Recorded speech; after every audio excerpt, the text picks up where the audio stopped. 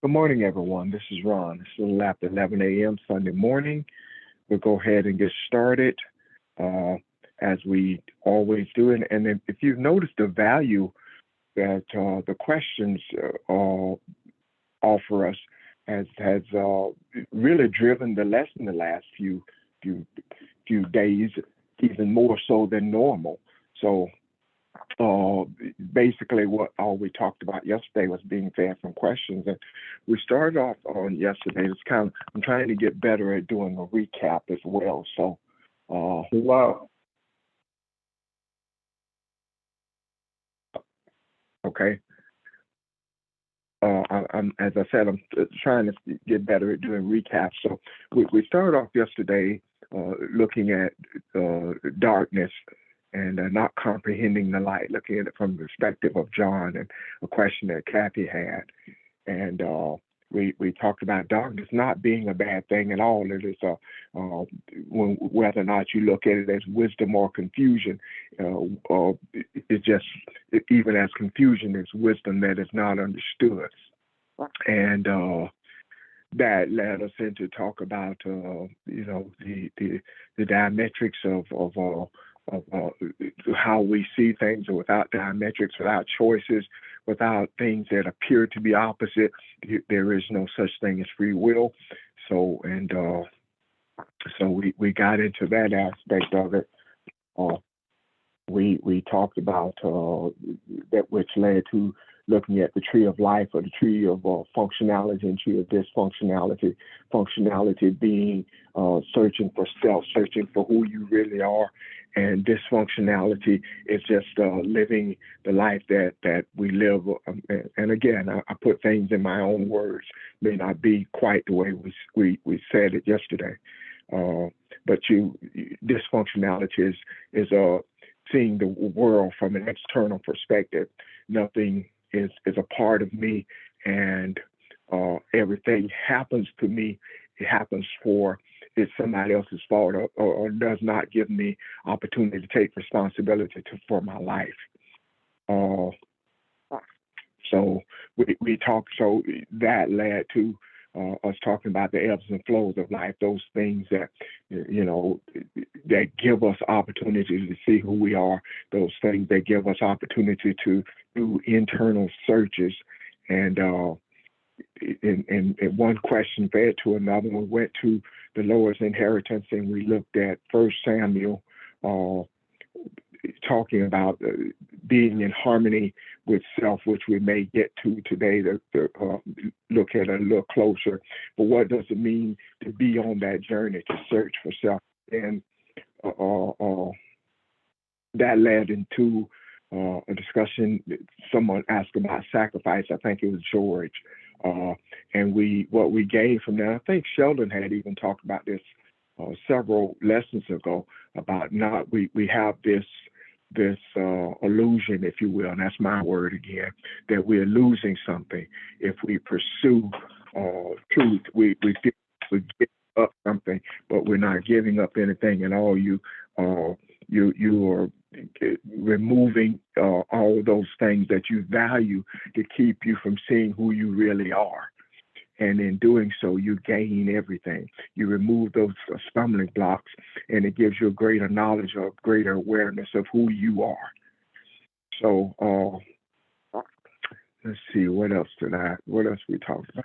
We talked about forgiveness. I can't forget that. We talked about forgiveness.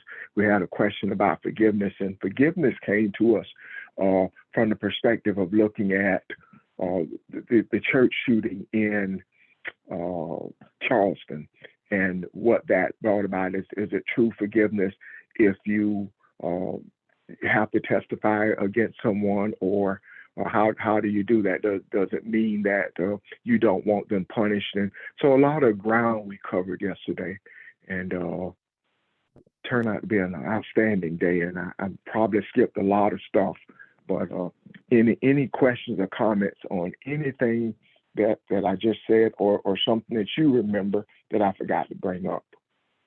Questions or comments?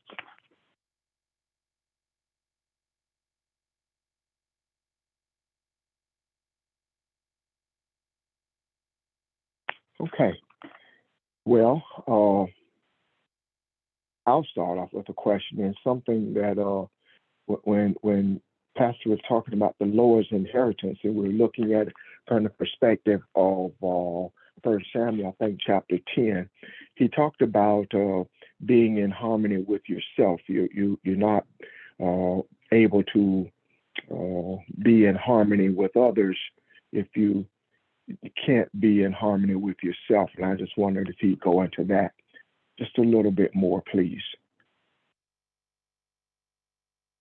Please, sir. Or just a question? Yeah, the question. Yeah, you went over, you were talking about the Lord's inheritance, and one of the things you mentioned was you have to be in harmony with yourself. So that kind of caught me yesterday, and something I wrote down that I meant to ask yesterday, but we kept flowing and never came back to it. So this journey that we're on, speak to that for just a second, if you don't mind, sir. Sure. When I said that, I was talking about when being in harmony with self looks like being in rhythm with the universe. That's what it is. I think one of the clearer explanation of it would be the harmony that we talked about when Barbara mentioned the universe hums, and we got into harmony in the church that most of us, if not all of us, have experienced. And I was listening to one guy who was on the other strand. Oh, would you mute your phone, please?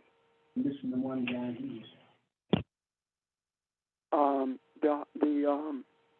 The harmony when we talk about in the church is in harmony. Everyone is in harmony who's doing that harmony and patting their foot on that wooden floor. That rhythm that we experience there is synonymous with the rhythm of the universe. So being in harmony with self means that we are in harmony with the universe. We are the rhythm of our vibrations is in rhythm with the universe, and that affords us the grand opportunity to be. It affords us the grand opportunity to be in a space where we're not so easily moved by circumstances, where we're not so easily moved by what someone says or does or does not do. We do not submit to the influences of negativity in our lives. That rhythm is like a shield that reminds us of who we are and a protector from our slipping into that space that we left behind. Does that help? Yes, sir. I think that kind of unfolds, and yeah, thank you.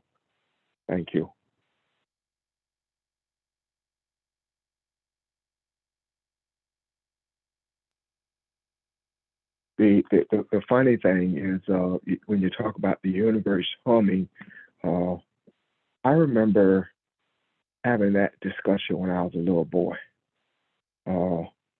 talking to my mom and my granddaddy about that. And I don't know how old I was.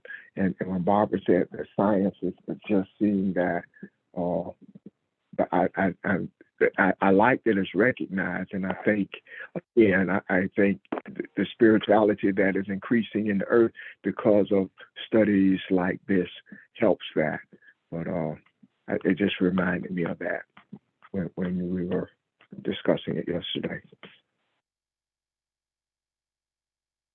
Anyone else? Anything else from what was discussed on yesterday? Anything you may have seen that you like to discuss?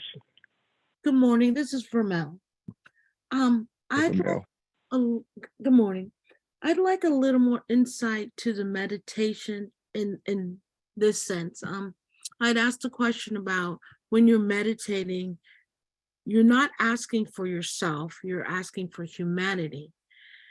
But when you have thoughts, when you're growing into expressing desires for humanity, there are moments when I feel like what I'm asking is something I want. Is that a natural process? Is that part of the natural process of growing into a more awareness of humanity?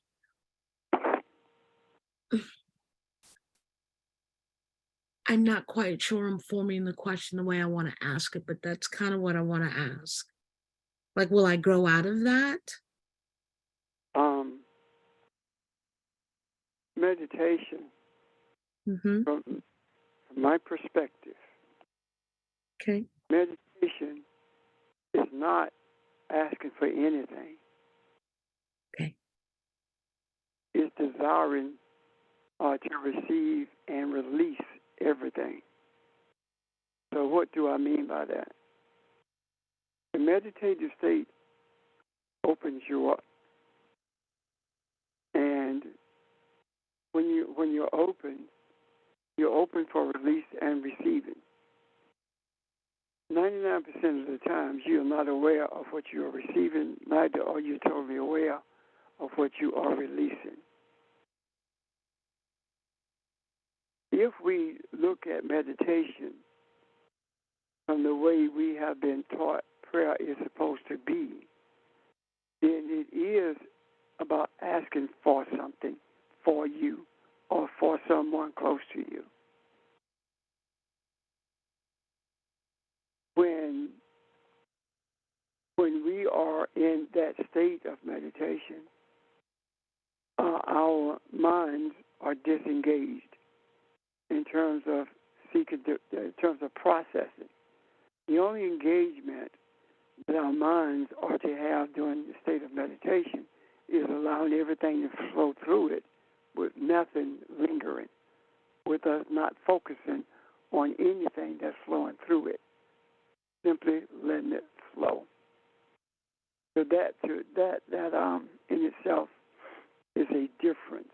Now the other part of that is this: when we are meditating, again, this is how my perspective. When we are meditating, we are open for humanity. We are on behalf of humanity. When you meditate, you recognize who you are. You recognize the Creator. You recognize the need for sustenance. You recognize everything that in this earth, give us this our daily bread, does not mean give me my bread. It's speaking of the nourishment, both spiritual and physical nourishment, that humanity is in need of. When it talks about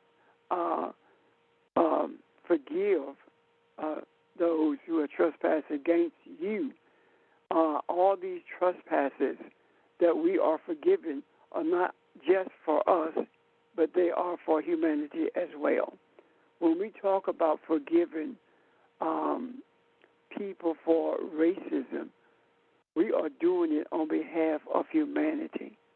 And in that meditative state, that forgiveness began to permeate the essence of the atmosphere, and others began to receive that energy, and you will see responses to that energy, and those responses to the energy are the building blocks that brings humanity to a place of harmony, so that humanity itself does not respond to the external negativity, but always seeks to be an asset to those not only around us physically, but those who are us spiritually.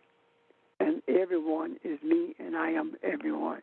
I hope that helps and not confuses for me, and to the rest of you guys as well.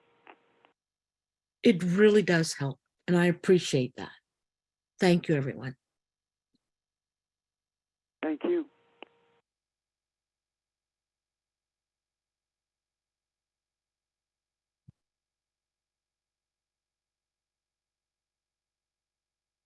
Ron? Anyone else? Questions, comments?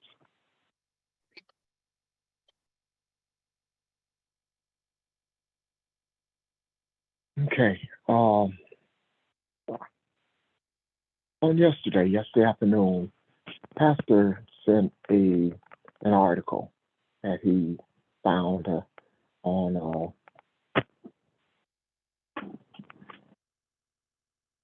he sent it to the teachers, and I'm wondering if everyone's had a chance to look at it. And it's not new to us. It's something that we discussed about a year or so this time, and I'm wondering. It says, "Step through the Lion's Gate for infinite empowerment." And then, although we talked about this, it comes up again because it's that time of year. And I think on last year, if I remember correctly, Pastor and Nick and even George kind of led this discussion to bring us kind of clarity on this. But it comes up again. Is there anything in that we need to discuss, so you guys see that you think is worthy of going over again? Anything in that article that catches your attention?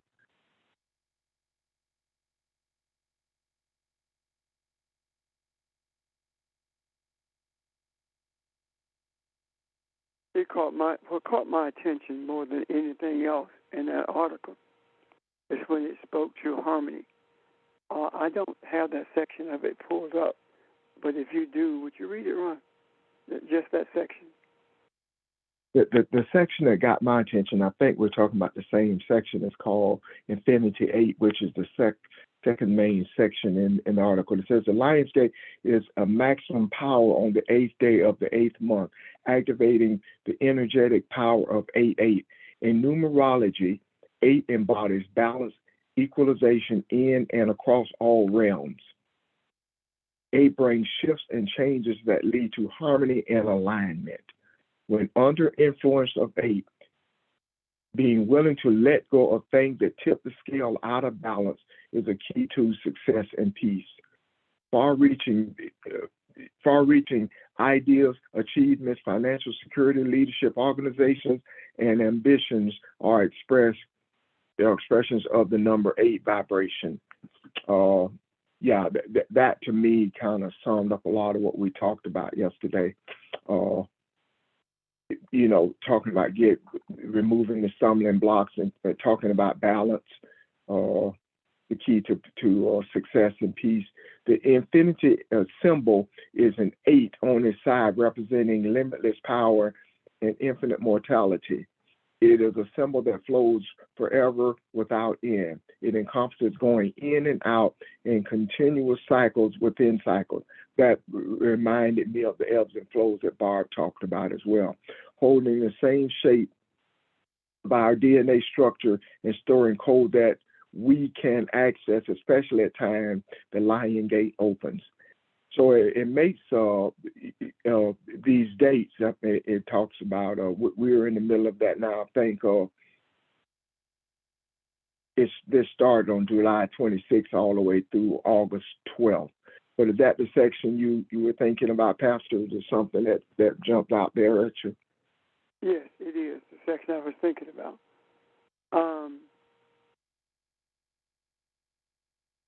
The 8th is the day that it is said there was a huge influx of energy into the earth. And when it talks about we putting things out of kilter because we're not in harmony, that speaks to our selfish behaviors, our why me expressions, our efforts to avoid circumstances that are unpleasant, as opposed to embracing them. When it talks about harmony, I do believe that energy is just like clay. And what I mean is, you take a lump of clay to a potter. That clay sits there unless the one who is doing the molding makes a decision about what is to be done with that clay. And until that decision is made and embraced, nothing happens. So I see this energy that's in the earth at this period, especially the strongest forces on the 8th, or the forces of infinity on the 8th August. I see this as an opportunity for us to embrace that energy and speak specifically to the direction that our desires are for that energy to be utilized.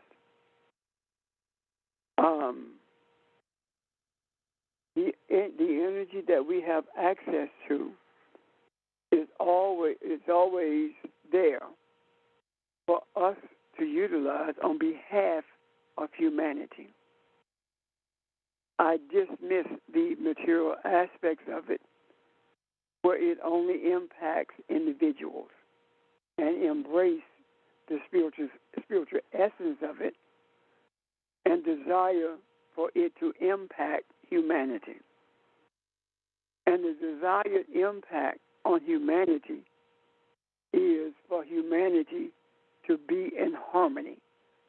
The whole of mankind being brought to a place of harmony with the universe, with the Creator, with each other.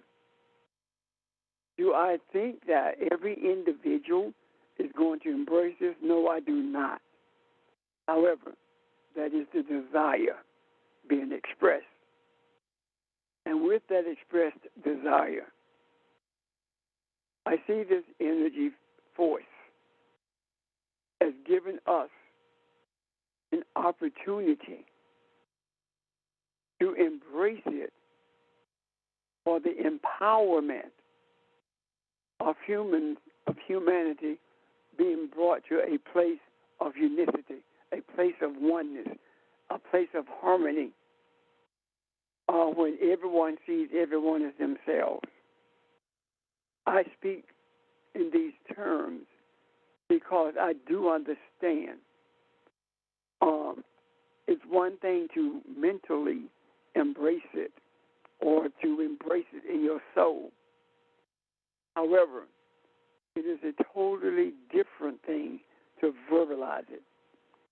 We live in a material world where verbalization travels and people understand and embrace it more readily than they do spiritual things because they're not focused on spiritual energies. And the overall desire is that this harmony manifests, especially from the 8th, which is Tuesday, going forward in the earth. I do believe our embracing this and our recognizing what its purpose for will allow us to see with ease, with our eye rather, the harmony or the increase in harmony that's taking place.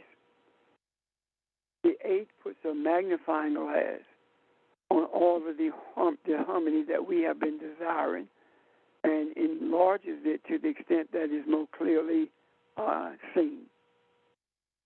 So that's what I see in the midst of that section that Ron read.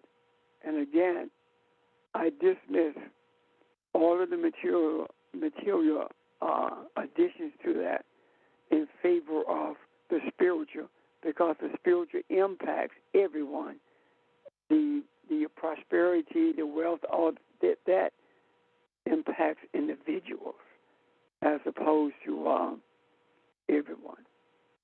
Any questions or comments about that? Thank you. Thank you. Anyone else?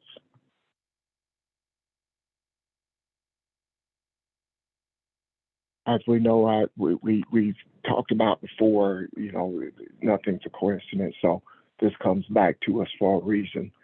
And so I thank you, Pastor, for some clarity and wisdom. Is there any part of that stands out to anyone else, though? Even if it's in form of a question. Yes, ma'am. Hey, this is Barbara. Good morning. The thing about that stood out to me related to the issue of infinity, the symbol of infinity, the eighth on its side. When we talked about we've talked about the fact that we're now in the eighth day of creation, which means then that everything that has been done is available to us to flow in and to continue the creative process without any constraints, without any barriers, without any ending point. So that's what I was thinking about, that whatever, it's important that we are very careful about what you all just said, that how we use the energy impacts humanity, because, again, we're in the eighth day of creation. And these are the greater things also, I think, that the prophet talked about as well. We are able to do the greater things when we have the right motive, the right desires, and the right intent for everyone. Thank you.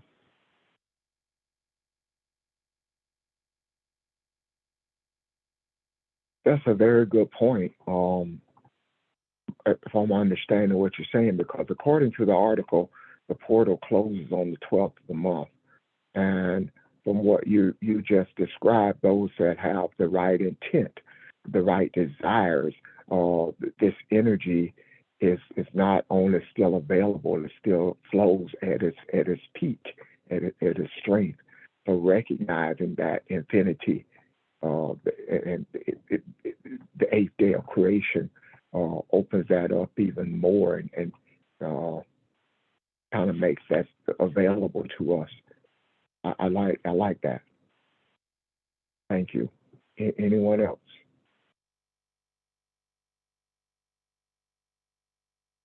How many Hey, good days? morning. I yield, Pastor. Go ahead. I just wanted to ask a question before we move forward. How many days are there between the 26th and the 8th? Is it 12, 13 maybe? Someone look at that for a moment. I have a reason for asking.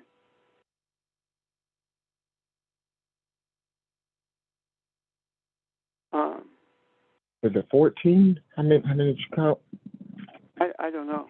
I'm not looking at it. The reason I'm asking is because what dawned on me is that there are 4 days between the 8th and the 12th before the portal closes. And 4 speaks to creation, doesn't it?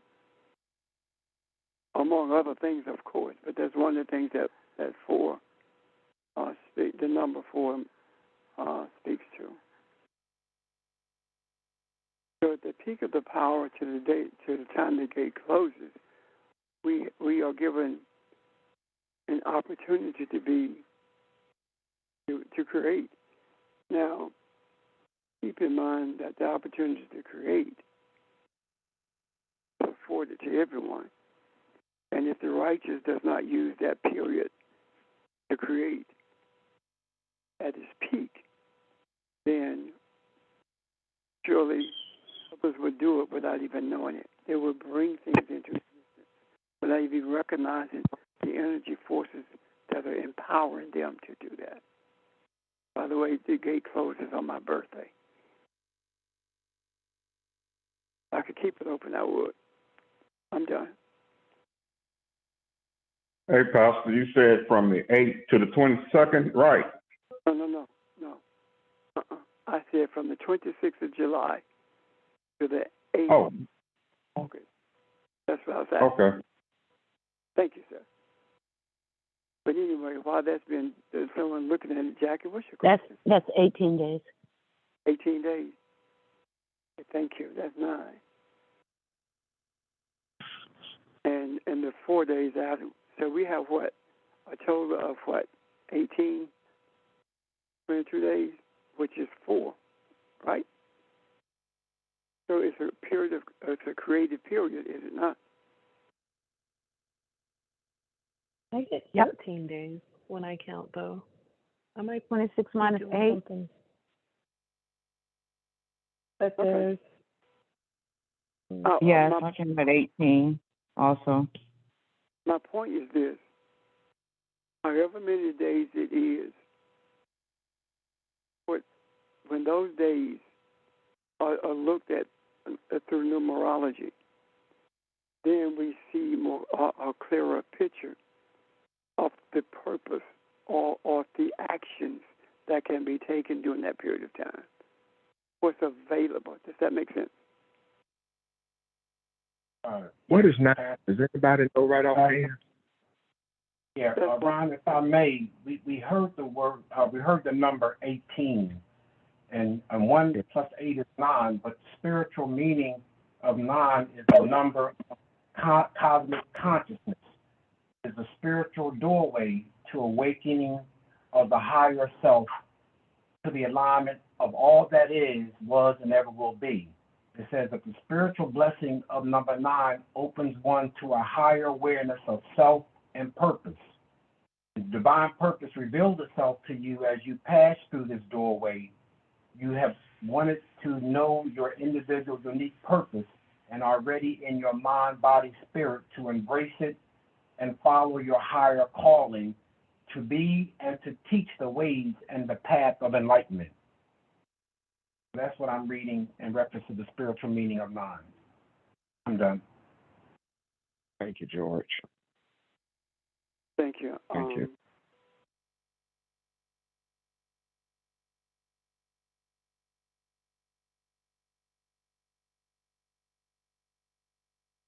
Was there someone else? Did someone else have a comment? See, if you count the calendar days, there are 13 calendar days between that period of time.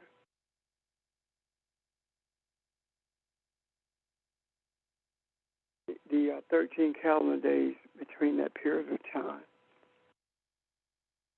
I think that's significant because if you look at the prophet Yeshua, or Jesus, and look at his followers, there were 13. Counting Jesus, and 13 is the number that binds everything together, that holds everything together. I think that's very significant. We have the opportunity to do just that, to be the thread that is interwoven throughout the fabric of humanity in order to bring it together in harmony by virtue of embracing the energy that is being released as we speak, reaching its apex of release on the 8th and shutting down, or the gateway being closed on the 12th, which is 3. So I think that is significant in a lot of ways. And once we are finished speaking to this, someone sent me a text message asking a question, and I will address it in a few moments. But are you able to see what I'm talking about? Does it make sense to you guys? Is it clear? Yes, it's clear. Makes sense. Real, this is Charles. When you mentioned that there's 13, so that 13 has to be spiritual, because I was looking at the calendar day of that, and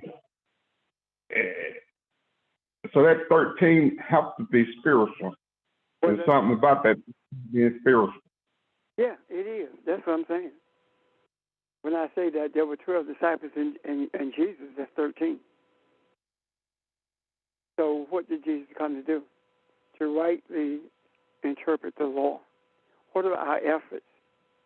Our efforts are to rightly interpret and understanding of the spiritual essence of everything that is. We are doing nothing differently than was done in antiquity. Long before Jesus came to the earth, long before there were 12 disciples, long before there was a Moses, there was a kingdom. And in that kingdom, education was introduced for the express purpose of teaching people who they are, and teaching people that they are, their essence is divine, and that they are more than what we see when we look at a body. That was the purpose of education from the beginning. And here we are, desiring to do the same thing. Matter of fact, doing the same thing, teaching people who they are, releasing in the midst of mankind the essence of who we are, for the express purpose of bringing harmony to the earth. When people embrace who they are and see that they are not an individual, but they are a part of a matrix of humans in this earth, then they become more attuned to the emotions and needs of humanity. And being that way, movements are brought into existence for the express purpose of making sure that humanity is served in such a way that everyone has opportunity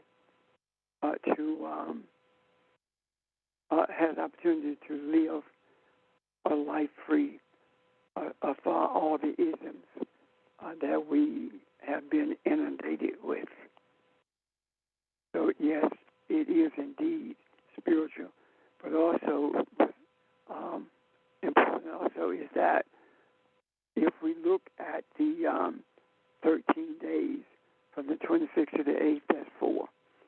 And we look at the days between the 8th and the 12th, that's 4. So we have opportunities to create, and whatever we create is influenced and is kept into existence forever, meaning that what we create is infinite, and that is with a conscious awareness of what you're doing. Anything that's created temporal, created materially, is temporal. Anything that's brought into existence spiritually is forever. Therefore, the 4 before the 8 and the 4 days after it comes to 8 as well, which is also speaks to infinity and the beginning of a new day in this journey in infinity. Embracing harmony means that we have embarked upon a new day of harmony for the whole of humanity, without the selfish desires, without attempting to avoid all conflict and circumstances in our lives, but embracing and working through them. Does that make sense?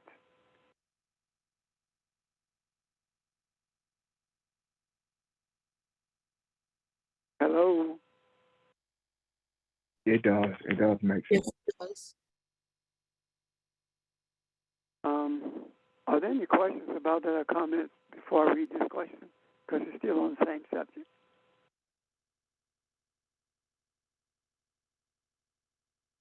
No, I think we're just all kind of processing right now, Pastor. Okay. Let's go. Yeah. If any question comes up, of course, don't hold it to Monday. Do it. Raise the question at the time that it comes up. Okay. I have a question. Um, this period of time is where we can, for lack of a better word, capture that energy. But by no means does that mean shaping it anything that we think it would be. We should just capture it. No, And we don't capture it. We okay, allow it to capture us. say again. We are. Yes. It is us, and we are it. Okay,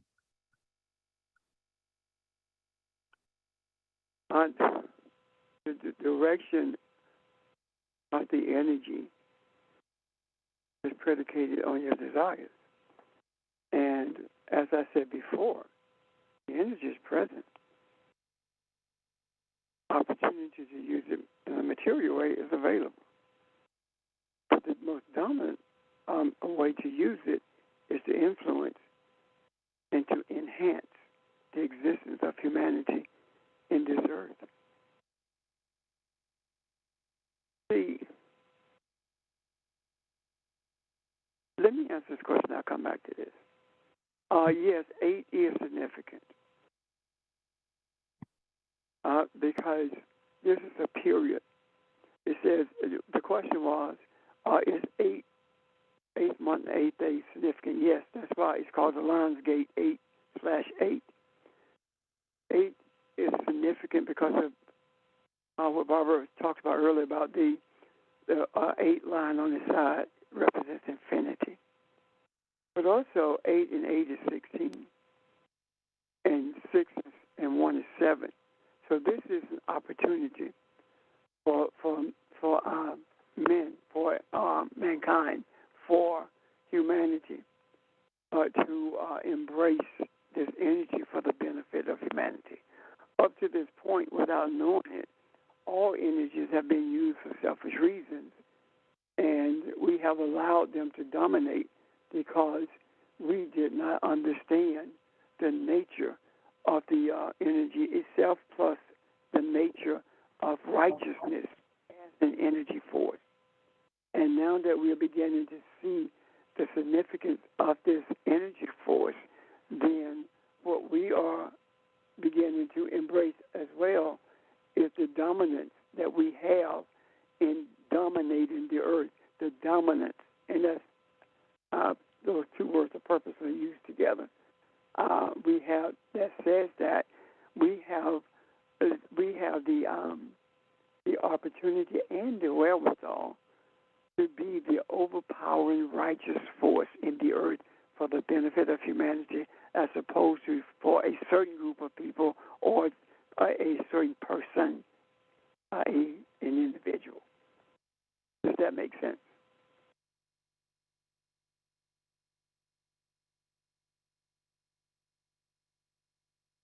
Okay. Yes. I want, would you repeat the question again before I shifted into answering the question that was sent to me? my question.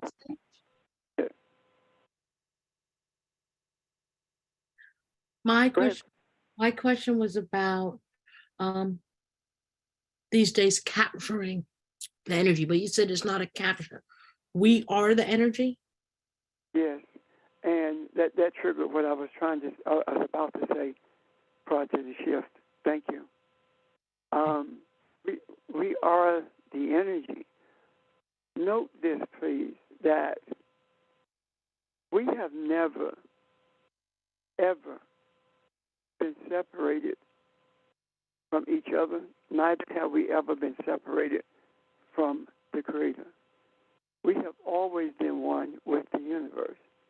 And if you are able to close your eyes or whatever it takes for you to see this, if you are able to see that your body is in spiritual space and your spirit is not in your body is in a spiritual space. And if it is easier for you to see, you are the room that your body lives in. And being that room that your body lives in, that gives you an understanding, hopefully, of how connected we are, because it is impossible to have any separation between spirit. There are no lines of demarcation when it comes to spiritual essence. All of us are that. How we are directed depends on us. Example, the body that lives in your room, that body is oftentimes more likely guided by that physical energy that flows through your brain that's called the unseen mind. And that unseen mind is influenced by what the unseen mind hears, sees, is influenced by its physical environment. That's with the body. The soul is the mind, or for lack of a better term, of your spiritual essence. It is the entity that's one with all spiritual essence. And whether we accept it or are aware of it, it does not matter. It cannot change, because spiritual things are what they are. Spiritual thoughts are what they are.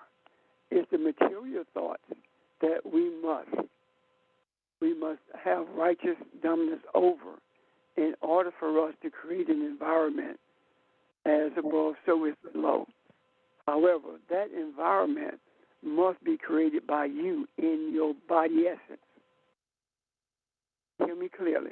It must be created in you, in your body essence, before it can be created in others. Meaning that if you are unable to create that harmony in your body essence, the reason you have this body in the room with you is because you are able to bring it to a space of rhythm with the universe.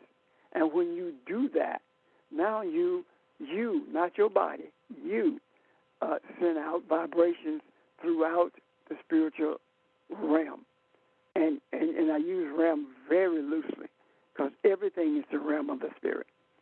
And the vibrations that you send out about your balance, about your harmony, are felt or has an impact on other rooms where bodies are existing for the express purpose of being brought to a place of oneness with the spirit. When we look at balance and harmony, when we talk about body being in harmony, individual being in harmony, you do not allow your body to bring you into harmony with the material world. You bring your body into harmony with the spiritual world. And when you bring your body into harmony with the spiritual world, because you are the room that it lives in, it is then that you are in this world, but you're not of it. Meaning that you're in the midst of earth consciousness. But earth consciousness is not the guiding or the dominant force in your life. The spiritual essence of who you are is what guides you. And that in turn guides the body. And as it guides the body, it also influences in a very powerful way the righteous aspects that we are expected to embrace by our Creator. And then the mind, a consciousness, or the invisible mind that functions through the brain as we see it, that invisible mind is influenced by you, and when that happens, you begin to function in a manifested physical way. You begin to function as Elohim in this body. That's exactly what happened with the prophet Jesus. That same thing happened with him. The meaning that there was an embracing of the essence that your will be done, not mine.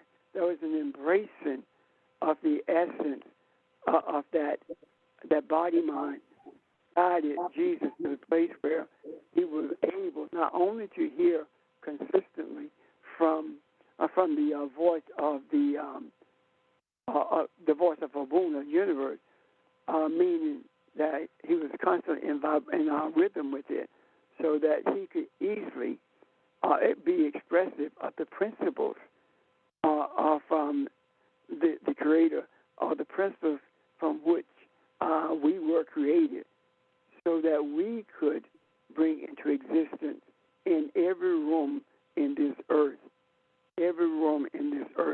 into existence harmony, because of the reverberations of our desires that travels throughout the spiritual realm that's in the midst of earth consciousness. Thank you.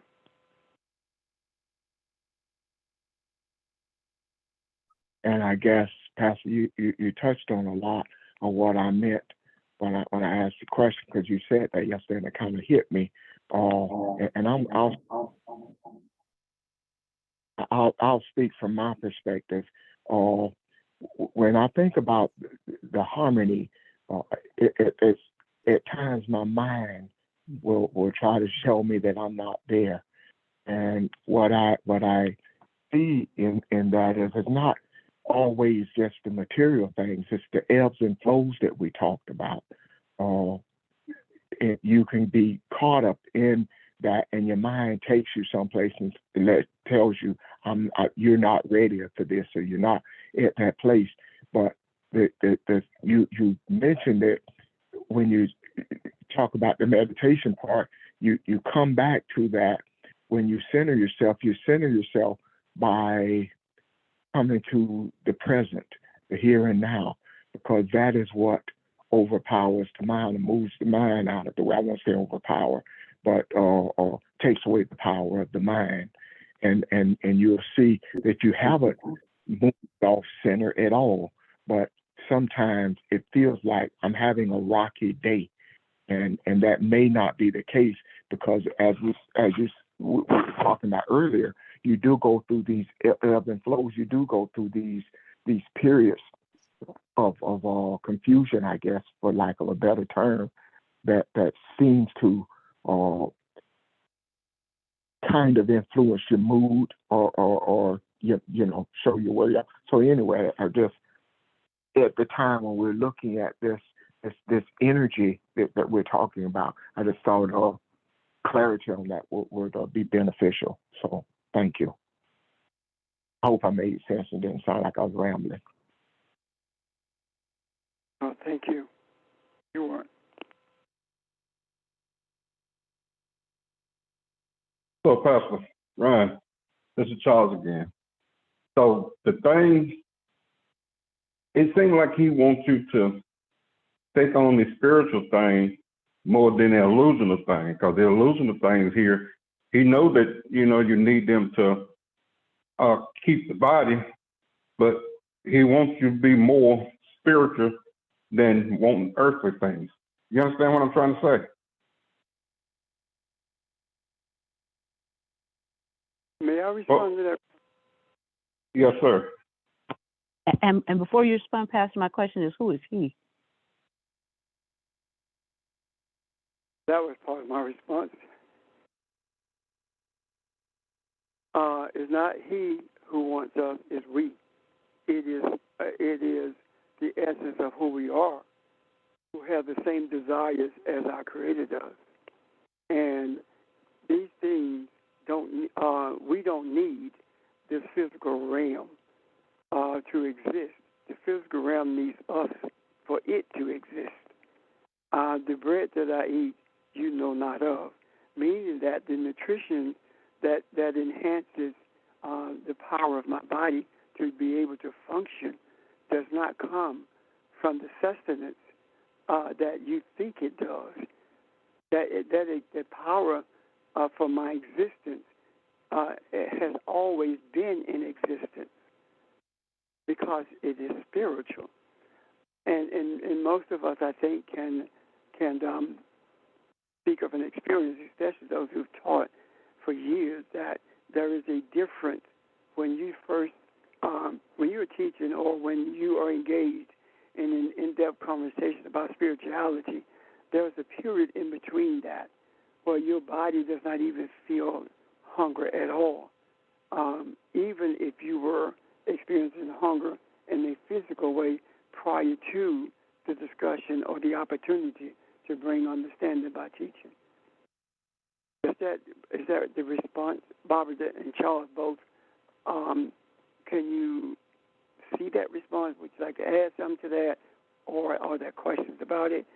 Does it clearly respond to what you were about to ask, Barbara? What you asked, rather. I'm sorry. Yes, yeah. See, it's one thing I want us to make efforts to do, and that is let's not reference the Creator as a he. It is an it. It's not a he. It does not have an individual bodily form. It is it because it is both masculine and feminine. It houses everything that is and everything that shall be. It is an it. And it, in this regard, is not talking about a physical, inanimate object. The it of which I speak is the it of everything that exists, because everything exists within it. Thanks.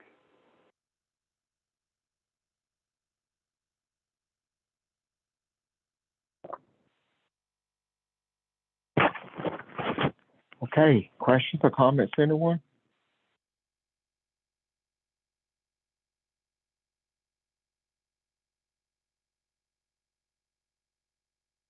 I have something I wanna look at right quick, and y'all forgive me.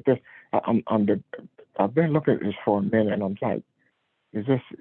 I don't want to seem like this is a stupid question, but I see something a little different here that we're talking about energy. I want to look at the Lord's Prayer again in chapter 6 of Matthew, if you don't mind, just briefly. Sheldon, are you on?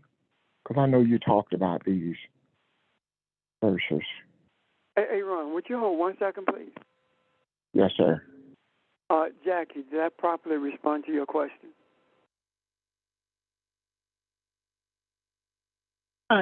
Yes, you did. I was still trying to process something you said earlier when you said the gate closes on your birthday, and if you could keep it open, you would. I was just trying to, I was just trying to, I guess, pull it all together in a sense. No, that was just a remark, that's all. Yeah, right. But I was just, when you said the gate closes, basically, I just wasn't clear on that part. Okay, there are periods when there are influxes of energy into the earth, and most of those periods, if not all, I can't say all because I don't know. Most of those, if not all, are accompanied by a full moon, and that is feminine energy because the moon itself is feminine, and when it's accompanied by the full moon that speaks volumes to us, the womb is birthing something or giving you opportunity to birth something. And the something that you have opportunity to birth speaks to the desires of your heart. And all the things that we birth are not all the time beneficial to humanity. And if it's not beneficial to humanity, it's not beneficial to us either. So that's why I say that we have to be cognizant of righteous domination of a righteous creation, so that that will overshadow those things that are created for the benefit of selfishness. Does that help you, Jackie? Yes, now it does. Thank you. Thank you. Okay, Ron. Okay. We've talked about this on a couple of occasions. I'm sorry, does somebody else have a question before we go into this? No, I was just greetings everyone. Ron, I was just letting you know that I am online. Okay. You talked in the midst. What got me to looking at this is I think the study we've done and continue to do on rest is very enlightening, and then this thing with the Stargate comes up again.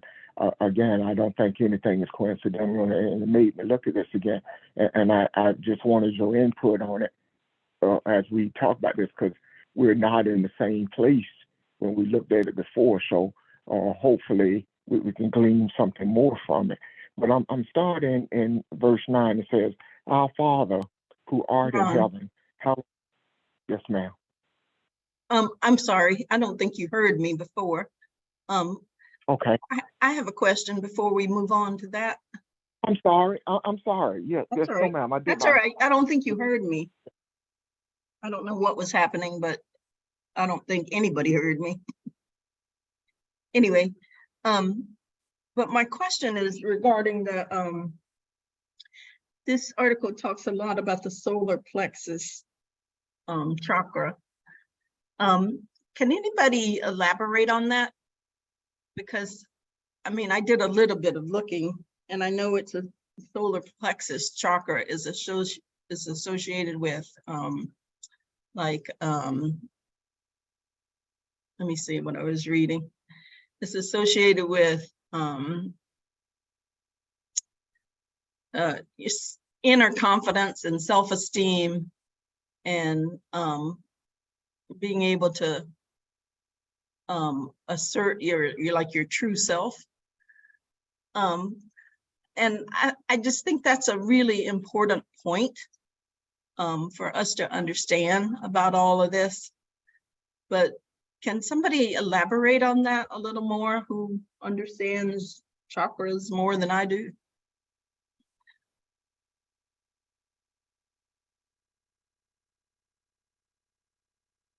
Anyone?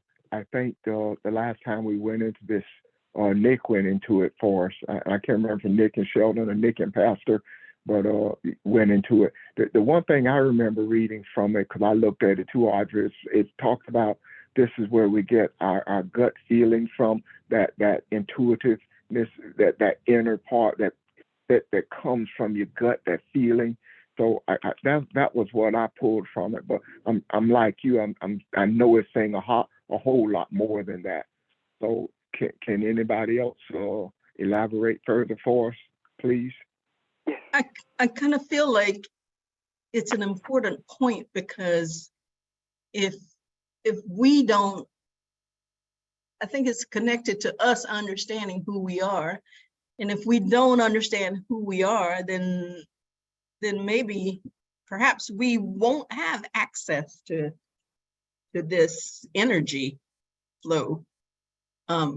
So I just think that's an important point. And I agree with you that it is very important. The energy of that chakra and the placement of it, where it is located in the solar plexus, speaks to the space of the place of the space where our soul exists, according to indigenous people worldwide. Also, it is the seat of the heart. And if you look at it from that perspective, and then we see the physical flows into it, the fluids from the brain, the white fluid and the yellow fluid that flows into it as a mixture. And in that place of the solar plexus, there is a hollow place, and that hollow place is by indigenous people believed to be the birthplace of your knowing. The place where, when it talks about the manger or the birthplace of Jesus, it's talking about a birthplace of knowledge of self. And that's one of the reasons it speaks to the concept of self-esteem. And the self that it identifies, that it gives us an understanding of, is not the self in a physical way. It's the spiritual essence of who we are. And it is also deemed to be the land of milk and honey, the consciousness of milk and honey. And if you look at the reality of milk and honey, those are sustenance for survival.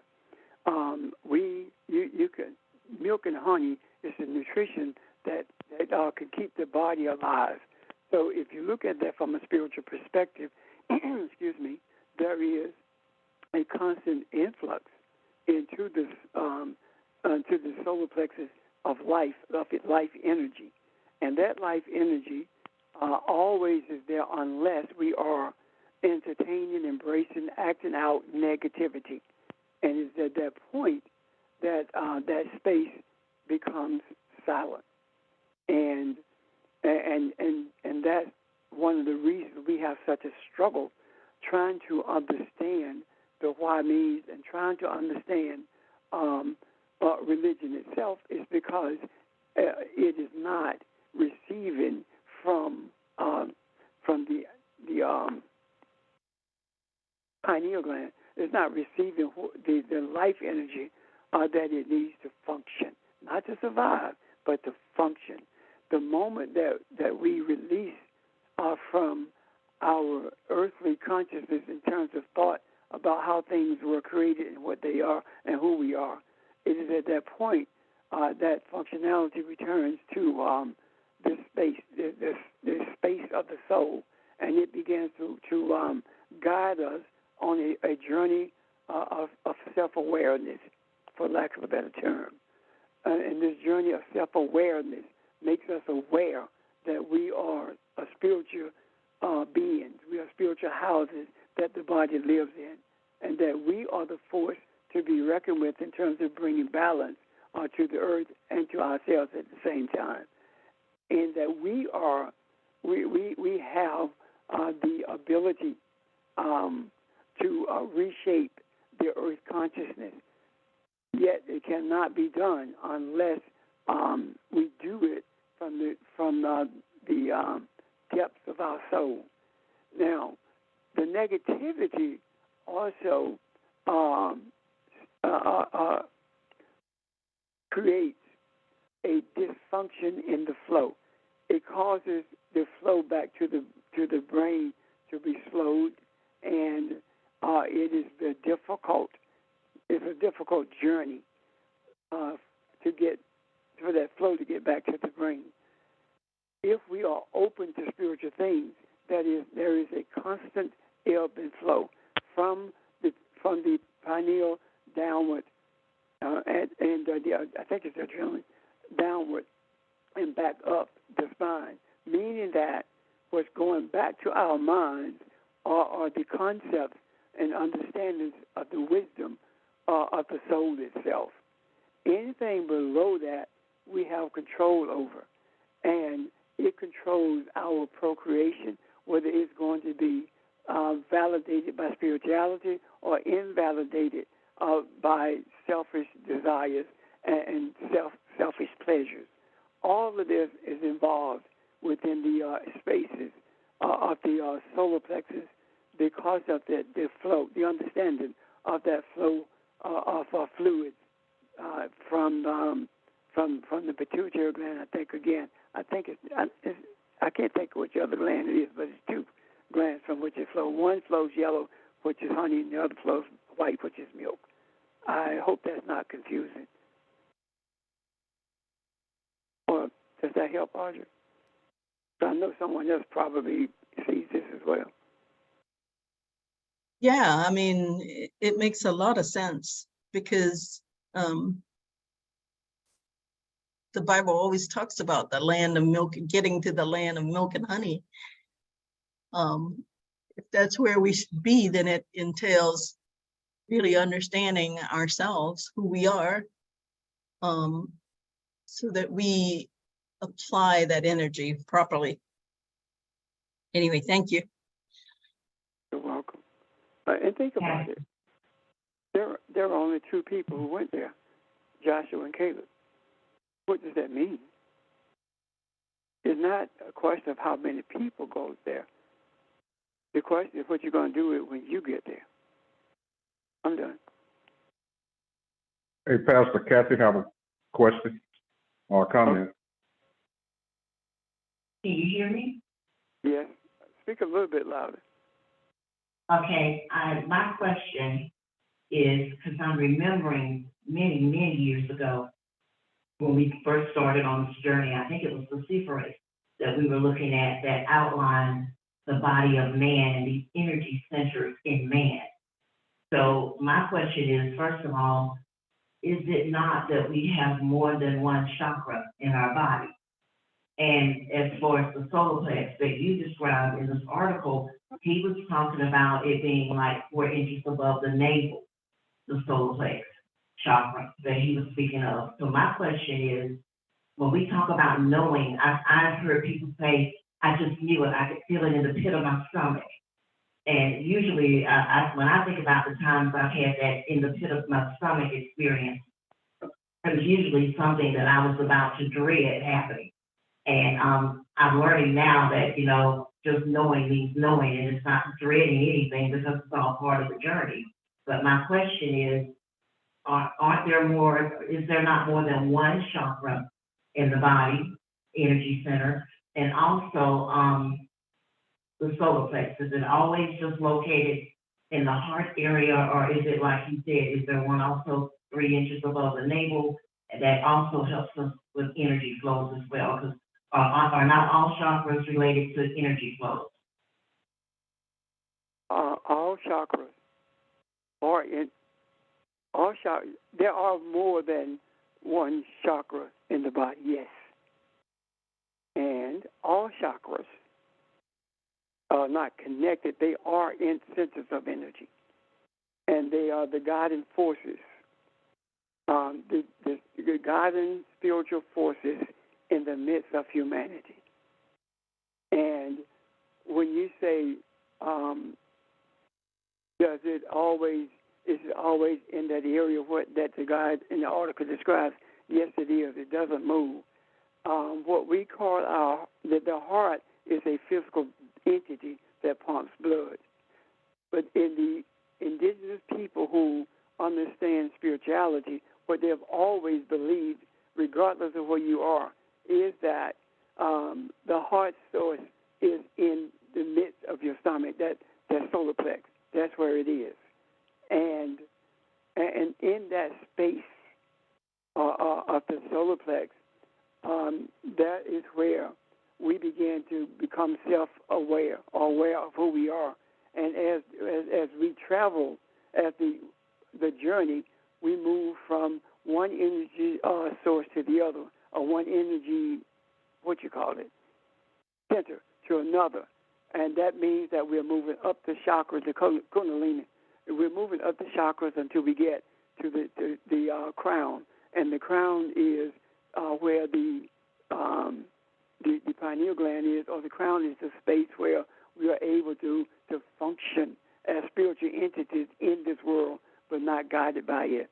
Does that make sense? It does. Thank you. Also, I think you're welcome. Thank you. I'm asking. I know it's Sheldon, somebody else, Nick, anybody. Please speak to this if you see it, George, someone. If you see it more clearly than I do, or speak to it anyway, because everyone don't hear the same in terms of being able to process and embrace. Thank you. This is Audrey. There are 7 main chakras, but there are many more, it's said. And you have the solar plexus chakra, which is right above your navel, like 3 or 4 inches above your navel, right around the area of your solar plexus. But you also have a heart chakra, which is right above that, sort of right there in your chest. But as Pastor was saying, yeah, I've heard and read things that really the seat of our soul is not the heart, but it's more of the solar plexus, because that is associated with what you were talking, what Kathy was talking about your gut feeling and that sort of thing. So that's mainly the seat of your soul, as I understand it. Anyway. Yes, and Audrey, if I may, when you spoke of the solar plexus, just to give a little bit more of its powers, the solar plexus talks about the personality or the self-esteem in terms of one intuitive instinct. And as we move up the chakras, the heart chakra speaks more in reference to the love and forgiveness and compassion. And as we move the throat chakra, it talks about the self-expression or choice, the will to follow, your dream or your faith, trusting life. And in these powers, it goes to now what Pastor mentioned in terms of the pineal gland or dealing with the third eye, is the intellect or the brain open-mindedness towards divine reasoning. And the crown chakra, which I think again resonates in terms of what we have been discussing in terms of the spirituality, knowing who you are and letting go, and to be in enlightenment or awareness. But I just wanted to share those powers because with the crown chakra, it talks about to live in the present moment. And so I just wanted to just share a little bit of what the powers we're speaking of as you were referring to the chakras. I'm done. I just want to share those thoughts. I'm done. Thank you. Listening to what was said, when you become self-aware, the next thing that you're aware of is the necessity of forgiveness, among other things, of course. So that is saying, without forgiveness,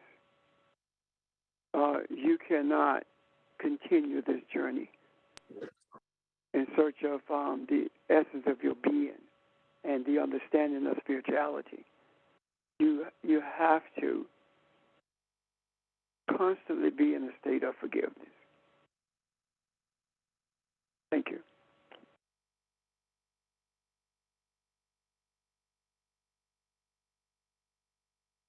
Kathy, did I answer your question? Are you okay? Good.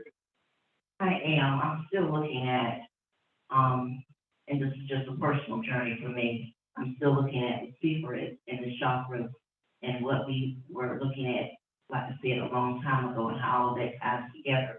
It, of course, opens it up more for me, what you're saying today. So, yes, it does answer my question.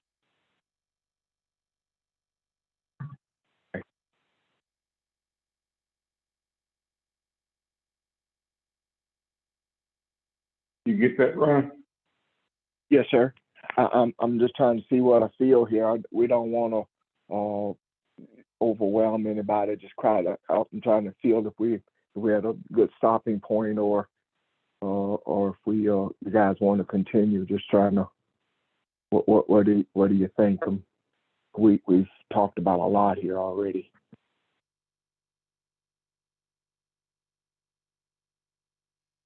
Question. Are we meeting with the California group today? Oh, no, I'm sorry. I should have said that yesterday. No, Eric is on vacation, and we canceled it for today. Okay, thanks. Yeah, thank you. Thank you for bringing that up. What were you about to say, Pastor? You feel what now? I'm just trying to. That unless there are questions or comments, then maybe I think it is because like yesterday, a plethora of things have been discussed, you know. Yeah.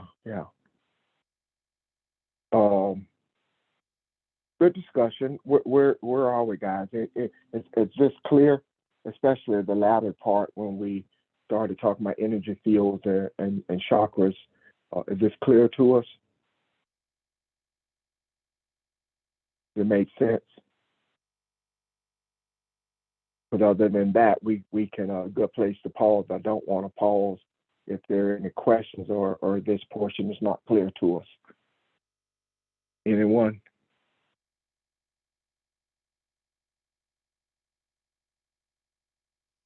Okay. Well, in that case, then we will take a pause.